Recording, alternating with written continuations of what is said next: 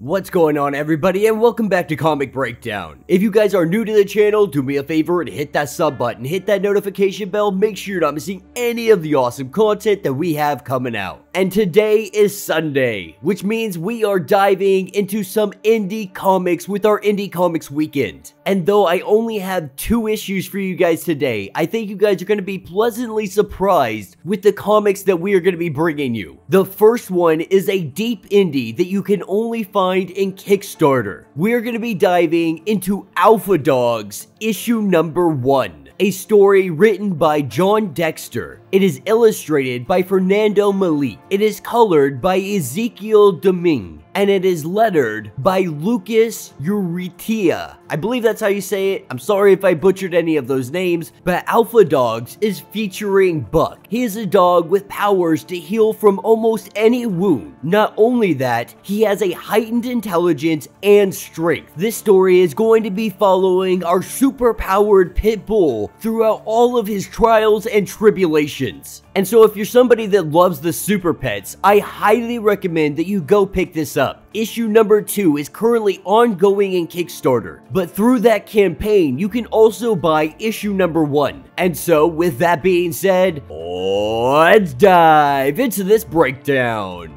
Alright gang, so we are picking up with Buck, currently sitting on the shoreline, and he is bleeding out. A civilian bystander makes a phone call, letting him know that there is something on the shore that is wounded and needs attention. Believing that it might be a dog, even a polar bear, they send animal control out there. With him arriving on the scene, what he sees is that Buck is littered with bullets, and he doesn't appear to be alive. That is, until he starts breathing. Seeing that this dog is able to breathe, he goes back to go get his first aid, to try to save this dog's life. And while this man is away, we see the bullets, they push out of Buck's body. He is able to get to his feet, completely confused on where he is or where the others are, with one goal in mind, knowing that he has to save them from that monster. But before we can dive into that part of the story, we have to jump 4 months into the past. We are picking up with Buck at the home of his owner, because the two of them together, they have spent years running from anybody that would try to steal this secret. There are many companies, organizations out there that would love whatever she put into this dog, to use him for experimentations or whatever else they could think of. And so Ina and Buck have found themselves at this farmhouse, secluded, isolated, and away from everything. But they do have one more member of the family. That member is CYRUS. And CYRUS, he's the tough old dog. He's commanding. He has authority. He has been through the ringer. But he also holds the same intelligence that Buck does. And with their heightened intelligence, the two of them, they are able to communicate with one another. But for CYRUS, the life that they are living is not a life for a dog. The life he lived previously, he says, was vastly more dangerous. This sitting around being a good house dog isn't a way to live a life. And while Buck has never actually gotten the story of where CYRUS comes from, this is because CYRUS, he wants to keep it all to himself, not divulging any information. Completely ignoring him, we see the arrival of Ina. But today, she has not come home alone. With a car following behind her, Buck is on high alert. But Ina lets him know that this guy, he is a friend, that he was brought here to their home on purpose. This man is SALEM. Once upon a time, he had been a subordinate to Ina at the Next Gen, which is a bioengineering laboratory specializing in CAR-T therapy, trying to kill cancer cells. With Ina getting out of her vehicle, she quickly recognizes that Buck is very uneasy. Not sure why this guy is here, she goes to explain herself. CYRUS, he already knows that this guy knows our secret. At first, Buck doesn't believe it, but Ina says it herself,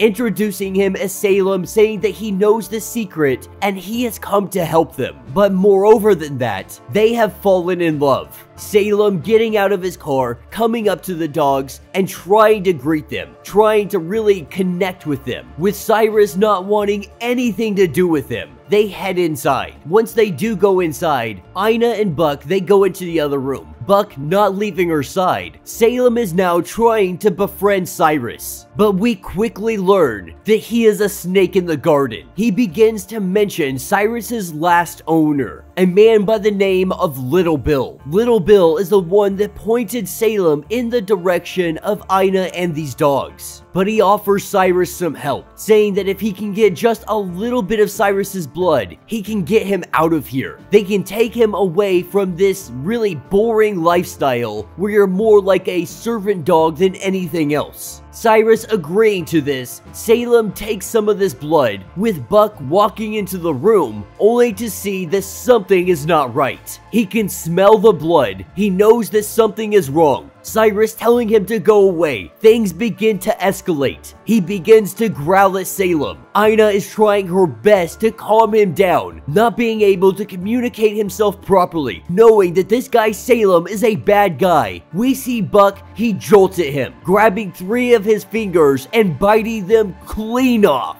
And at this point, everyone is furious. Salem is screaming. Ina is not happy with him. They're trying to bag up his fingers and get out of here. Jumping us 4 weeks later, we are picking up with a man named Toby, appearing to be 2 thugs standing nearby. They are trying to get information out of him. They are trying to get information about Salem. Unfortunately for them, this is where Salem's muscle walks through the door. As this beefcake makes quick work of these thugs, he grabs Toby and says that Salem would like to see him. Heading over to Salem's place, when they go inside, this is where they are met by Monto. And Monto, much like Buck and Cyrus, is very unique. That is because of the blood that they took from Cyrus. This blood has been injected into Monto, making him also a super pet. With Monto escorting them downstairs to the laboratory, this is where we meet up with Salem, and Salem is letting Toby know that today is a great day, because whatever he has been doing in this laboratory, he has found a match. And this blood match makes him the luckiest man in the world. And that will be the end of this issue. So let me know what you guys think down in the comments. For me, this one was a lot of fun. You know, I really do enjoy the Super Pets, and I felt like this is like Look Who's Talking meets Batman. Batman just because of the violence and the brutality, the investigation, everything going on, but also you have talking dogs, and that's the only reason I say that it looks like Look Who's Talking too. And for this being a very deep indie comic, it's definitely a lot of fun. The writing is really great. I do enjoy the artwork though. It's got some rough patches here and there, but for the most part, it's not that bad. And as someone who grew up with pit bulls my entire life, pit bulls have always got a bad rap as the violent dog, the dog that attacks, so on and so forth. So I like the idea that they're taking this and using a pit bull as the main character dog, because the truth is these dogs, they were bred to take care of children, to be protectors. And that's exactly what this comic is portraying this dog to be. He is a protector. Over anything else, that's exactly what he wants to be. And though his relationship with Ina is probably a little bit bent out of shape after he just bit off the fingers of her lover, he only does this because he knows that that guy is up to no good. And so I am highly anticipating issue number 2. I have already thrown in my Kickstarter. I will be getting it and we will be covering it when it does eventually come out. So like I said in the beginning, be sure check out their Kickstarter, support this comic. I also have some other links to their Instagram as well as email if you would like to keep up with them and so you know what's going on with future projects, so on and so forth. If you enjoy the content that we have coming out, you can donate to the channel. You can hit the super thanks button. That button will let you donate directly to my channel and it helps us out in tremendous ways. If you can't do that, do me a favor and hit that sub button, hit that notification bell, hit that like button, and until the next breakdown.